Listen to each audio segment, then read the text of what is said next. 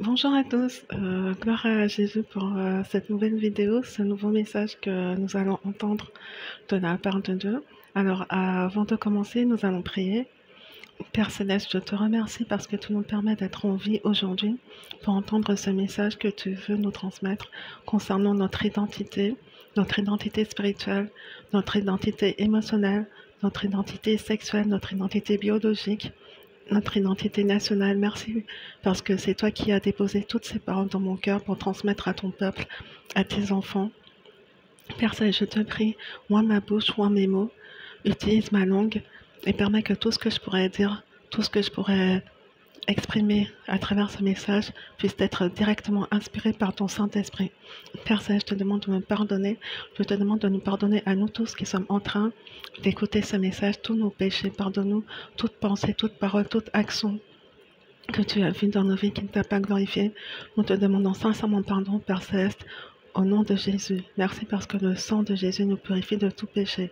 Père Céleste, je te demande de prendre la direction, le contrôle de ce message et que tout soit entièrement à la gloire de ton nom, que ton Saint-Esprit puisse convaincre nos cœurs de péché, de justice et de jugement. Aide-nous à mettre en pratique ta parole afin que nous puissions vivre et te glorifier sur cette terre et pour l'éternité. Au nom de Jésus, Amen. Amen. Gloire à Dieu. Alors, le titre de ce message, c'est l'importance de connaître son identité en Jésus. Alors, quand Dieu nous a fait arriver sur cette terre, il nous a donné à tous une identité dans tous les domaines de la vie. Une identité spirituelle, le fait d'être enfant de Dieu ou pas enfant de Dieu.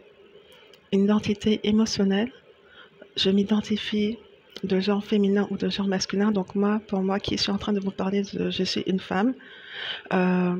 Une identité sexuelle, donc sexe féminin ou sexe masculin, j'ai un sexe féminin puisque je suis une femme. Une identité civile, donc un nom de famille qui indique dans quelle famille je suis née et qui indique si je suis mariée ou non. Une identité biologique, donc qui permet de déterminer mes caractéristiques physiques, c'est-à-dire ma taille, mon poids, ma couleur de peau, la couleur de mes yeux, la couleur de mes cheveux, etc. Et une identité nationale, c'est-à-dire dans quel pays je suis née. Alors, et d'ailleurs, la carte d'identité que nous tous nous possédons, quel que soit le pays d'où on vient, contient un ensemble de tous les éléments que j'ai cités ci-dessus, à l'exception de l'identité spirituelle. Alors, en tant qu'être humain sur cette terre, c'est fondamental pour moi de connaître mon identité spirituelle, émotionnelle, sexuelle, civile, biologique et nationale. Ce sont des repères qui me permettent de savoir qui je suis, ce que je suis appelée à faire et quel rôle je joue dans la société. Et le fait de savoir que spirituellement, j'appartiens à Jésus, le Fils de Dieu, me permet de savoir que moi aussi,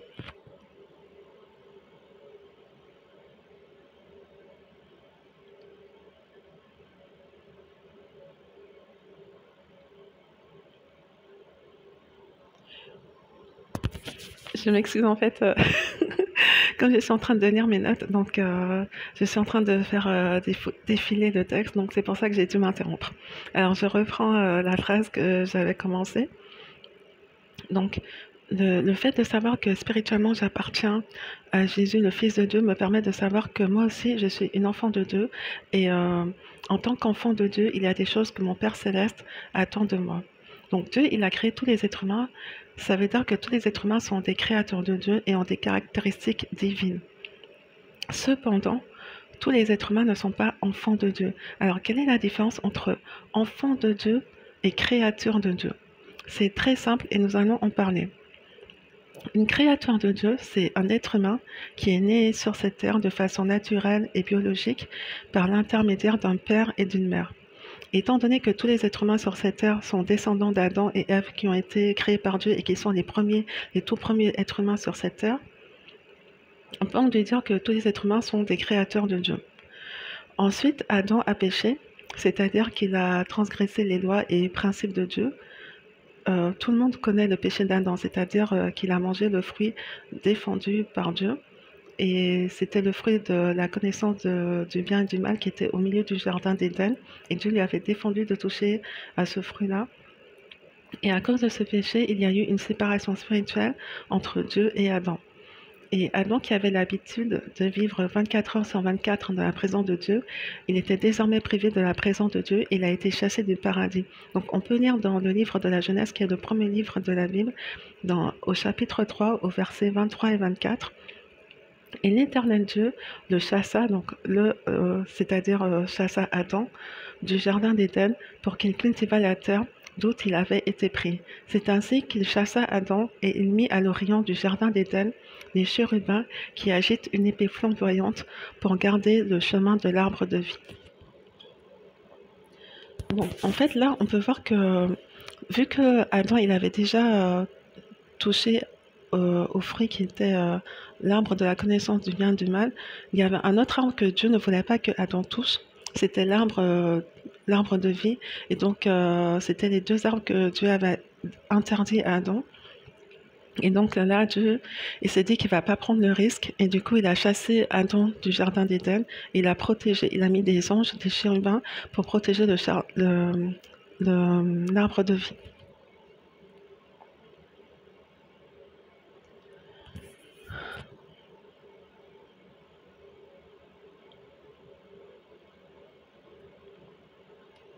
Donc on voit que une des conséquences de la désobéissance d'Adam, du péché d'Adam, ça a été que Adam a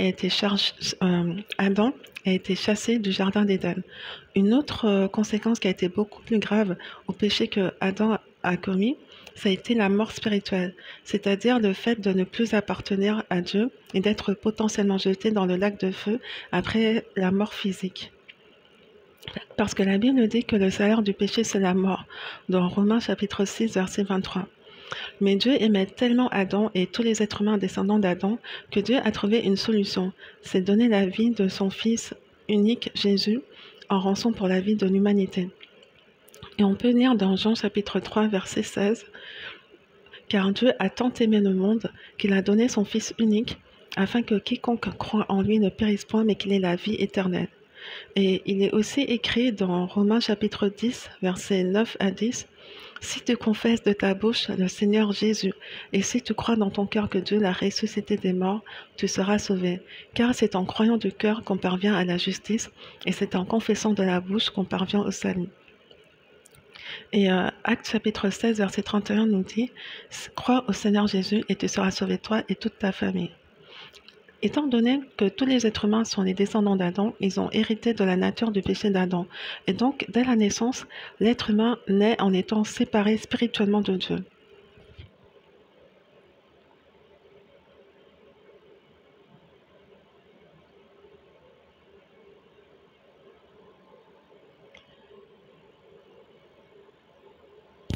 Et Dieu donne une solution en donnant la vie de Jésus, son Fils, parfait, qui n'a jamais péché. Donc, tous ceux qui demandent sincèrement pardon à Dieu et acceptent Jésus-Christ comme Sauveur et Seigneur personnel sont désormais réconciliés avec Dieu et peuvent vivre dans la présence de Dieu 24 heures sur 24 tant qu'ils s'éloignent du péché. Et si jamais on a péché, on demande pardon à Dieu au nom de Jésus et on essaie de vivre une vie qui est agréable à Dieu. Et d'ailleurs, je profite de cette partie du message pour dire à tous ceux qui sont en train de m'écouter, qui sont en train d'entendre ce message et qui veulent se réconcilier avec Dieu, qu'ils peuvent le faire ici et maintenant. On va le faire tout de suite. Si dans ton cœur, tu sens que Dieu il t'appelle à lui donner ta vie, tu sens que c'est le moment pour toi de te réconcilier avec Dieu, tu sens que tu as vécu une vie loin de Dieu et que maintenant c'est l'heure pour toi de te réconcilier avec Dieu. Dieu t'appelle à travers ce message, il te demande de lui donner sa vie maintenant. Tu n'as pas besoin d'être parfait parce que de toute façon, Dieu, il est venu pour sauver les pécheurs et pas les personnes qui sont déjà parfaites, pas les personnes qui sont déjà bien portantes. Donc ce message, il est pour toi. Tu peux, peu importe ce que tu as pu faire par le passé, peu importe la vie de débauche dans laquelle tu as vécu, Dieu te tend la main. Aujourd'hui, tu peux lui donner ta vie et vivre et devenir une nouvelle créature et vivre une vie qui est agréable à Dieu à partir d'aujourd'hui. Et pour ça, en fait, il suffit juste de répéter cette prière après moi, sincèrement de tout ton cœur et en t'adressant à Dieu et en croyant qu'il t'écoute et qu'il va t'exaucer. Alors, on va prier, on va faire cette prière. Dieu créateur, toi qui règnes dans les cieux, toi qui as créé les cieux et la terre, et tout ce qu'ils contiennent, je me reconnais comme ta créature, que tu as créée pour servir à ta gloire. Je reconnais que sans toi, je ne suis rien. Je reconnais que j'ai péché et je te demande pardon pour tous mes péchés. Aujourd'hui, je déclare de ma bouche que Jésus est Seigneur et Sauveur, et dans mon cœur, je crois que Dieu l'a ressuscité des morts. Je confesse qu'il est mort et ressuscité pour moi. Seigneur Jésus-Christ, je te reçois comme mon Seigneur et mon Sauveur personnel. Sois le Seigneur de ma vie. Merci de m'avoir sauvé, Seigneur Jésus-Christ. Merci, mon Dieu, au nom de Jésus. Amen. Amen. Gloire à Dieu. Alors, gloire à Jésus, si tu as fait cette prière avec moi, ça veut dire que tu es maintenant enfant de Dieu, tu es une nouvelle créature. Et la Bible dit que tu es enfant de Dieu, tu es considéré comme un bébé spirituel. Alors, bienvenue, félicitations d'être dans la famille de Dieu. Et maintenant, tu es une nouvelle créature et c'est important pour toi d'entretenir ta foi en Jésus.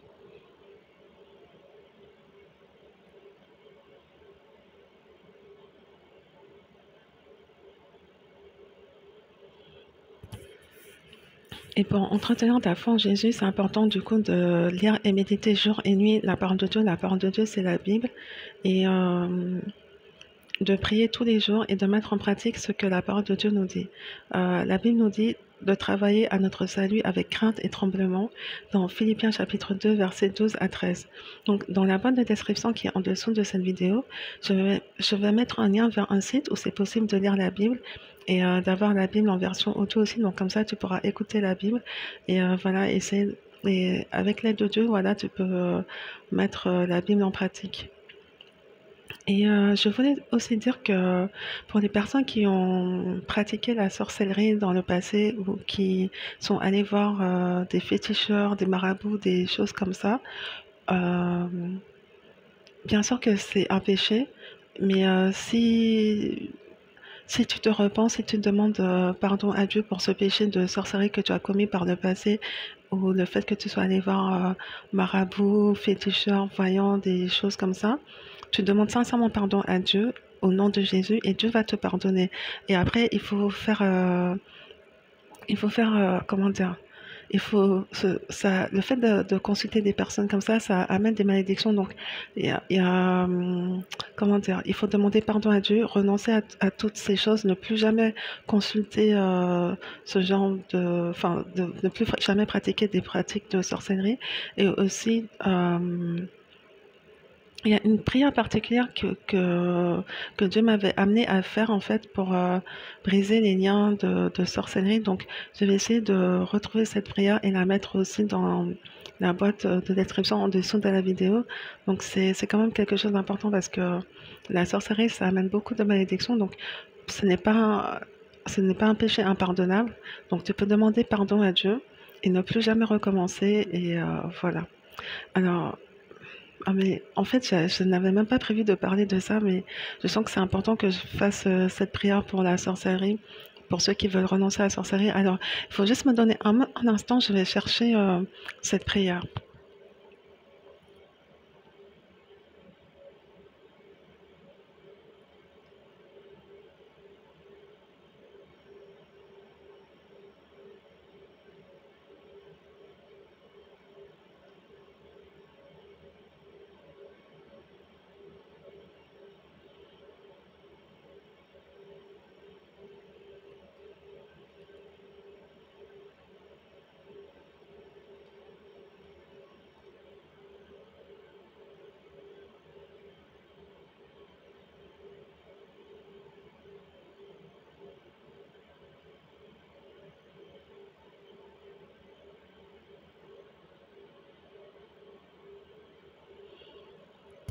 suis désolée, ça prend un tout petit peu de temps, mais je pense que c'est vraiment important de prier par rapport à ça.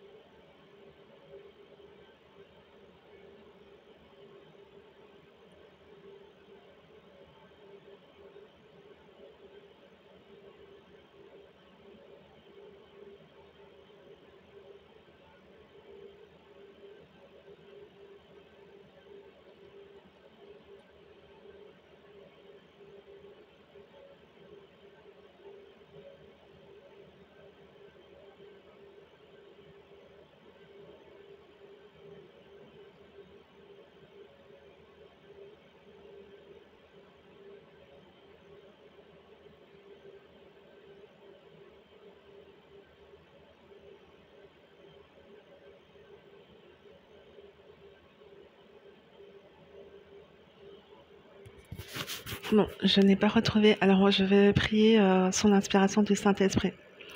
Père Céleste, je te demande pardon pour toutes les fois où j'avais pratiqué de la sorcellerie dans le passé. Pardon, je te demande pardon pour toutes les fois où j'étais allée consulter des marabouts, des voyants, des guides spirituels ou autres personnes de la même catégorie pour faire des recherches spirituelles dans le monde des ténèbres. Et je te demande pardon, Père Céleste. Je renonce maintenant à tout pacte que j'avais pu faire dans le monde des ténèbres par rapport à la sorcellerie que j'avais pratiquée dans le passé. Et je te demande de me pardonner, de me purifier, de me sanctifier dans le sang précieux de Jésus de toutes ces choses, Père Céleste. Et s'il y avait une quelconque malédiction qui avait été rattachée à ma vie à cause de ce péché que j'avais commis, je te demande que le feu du Saint-Esprit puisse consumer et détruire ces œuvres maléfiques à la racine dans le nom de Jésus, comme il est écrit dans ta parole. Car ainsi parle l'Éternel, cela n'arrivera pas, cela n'aura pas lieu. Toute arme forgée contre moi sera sans effet. Toute langue qui s'élève en justice contre moi, je la condamne. Et quiconque s'élève contre moi tombe sous mon pouvoir. Au nom de Jésus, Amen. Et s'il y avait une quelconque grâce, une quelconque bénédiction qui était dans ma vie, et qui avait été volée au travers du fait que j'avais été en contact avec la sorcellerie, je te demande que ces grâces et bénédictions me soient restituées au septuple dans le nom de Jésus. Comme il est écrit dans ta parole, Père Céleste, si on trouve le voleur, il fera une restitution au septuple et donnera tout ce qu'il a dans sa maison. Il en est donc ainsi dans le nom de Jésus. Le voleur me fait une restitution au septuple de tout ce qu'il avait volé dans tous les domaines de ma vie, y compris dans le domaine du mariage, des finances, du travail, de la santé, des grâces, des bénédictions de mon identité, de mon étoile, de ma destinée, dans le nom puissant de Jésus de Nazareth. Amen. Cette prière est signée par le sang de Jésus, dans le nom de Jésus. Amen. Amen. Gloire à Jésus. Et donc, maintenant, je vais continuer le message par rapport à l'identité.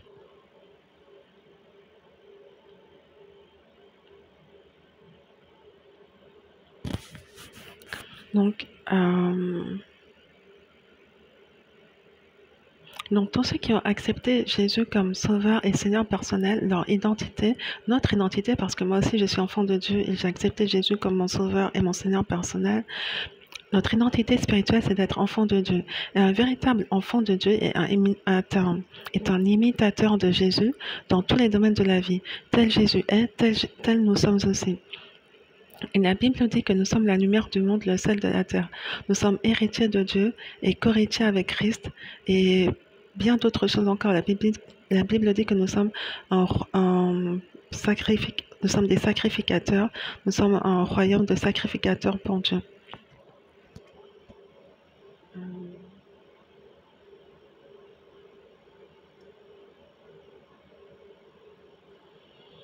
Alors, une fois que notre identité spirituelle est déterminée, Dieu nous appelle à faire quelque chose de précis sur cette terre avec tous les dons et talents qu'il nous a donnés de façon naturelle et aussi les dons que Dieu nous a donnés spirituellement.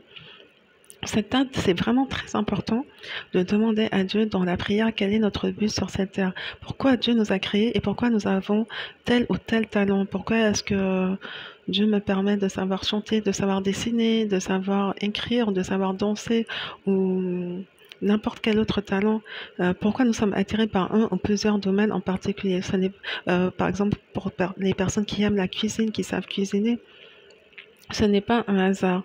Et Dieu va répondre à cette question. Il y a des personnes qui aiment coiffer, qui savent très bien coiffer. Euh, je dois reconnaître que pour moi, même si j'avais posé la question à Dieu concernant mon appel, enfin pourquoi est-ce que Dieu m'a créé sur cette terre, Dieu n'avait pas répondu tout de suite à ma question et ça avait pris du temps avant que je puisse comprendre la réponse de Dieu. Et si jamais toi aussi tu te retrouves dans ce cas, tu as l'impression que Dieu n'a pas encore répondu à cette question que tu lui as posée concernant le fait de ta destinée sur cette terre, à quoi tu es appelé sur cette terre, tu peux déjà commencer à mettre au service des autres et au service de Dieu les dons et talents que Dieu t'a fait. Par exemple, si tu es doué pour le dessin, tu peux demander à Dieu de quelle façon tu pourrais utiliser ton don pour le dessin afin que cela glorifie Dieu et que des milliers de personnes puissent donner leur vie à Jésus à travers tes dessins. Euh, Avec cet exemple du dessin, j'ai en tête l'artiste peintre Dolores de Velde. Elle fait des peintures que je trouve absolument magnifiques et qui m'inspirent. Et je vais mettre un lien vers ses œuvres dans la boîte de description sous la vidéo. Et si tu sais dessiner, tu pourrais par exemple être un illustrateur de livres chrétiens ou peut-être que Dieu t'appelle à faire autre chose. Donc demande tout ça à Dieu, c'est lui qui peut te donner la meilleure réponse, c'est lui qui peut te répondre par rapport à ça. Et le diable, il connaît l'importance de l'identité et il connaît l'importance de connaître l'appel de Dieu dans sa vie. Et parce que c'est la base, c'est la fondation pour un être humain de savoir quelle est son identité et à quoi Dieu l'appelle euh, sur cette terre. Et c'est pour ça que le diable cherche principalement à détruire et voler l'identité de chacun et ça conduit à un capharnaüm total, à un désordre total. Et les gens sont désorientés, ils ne savent plus qui ils sont, donc ils ne jouent pas le rôle qui leur est assigné et cela engendre des conséquences catastrophiques. Par exemple, je connais mon identité spirituelle, je suis une enfant de Dieu, j'ai accepté Jésus comme mon sauveur et Seigneur personnel. Je connais aussi mon identité sexuelle, je suis une femme. Dieu m'a fait venir sur terre en version féminine et ce n'est pas un hasard. C'est parce qu'il veut réaliser quelque chose de particulier avec moi en tant que femme. Sinon, il m'aurait créé homme. C'était la souveraineté de Dieu de me faire venir sur cette terre en tant que femme. Et il a eu raison et je suis d'accord avec l'œuvre de Dieu dans ma vie et donc je vis en tant que femme sur cette terre.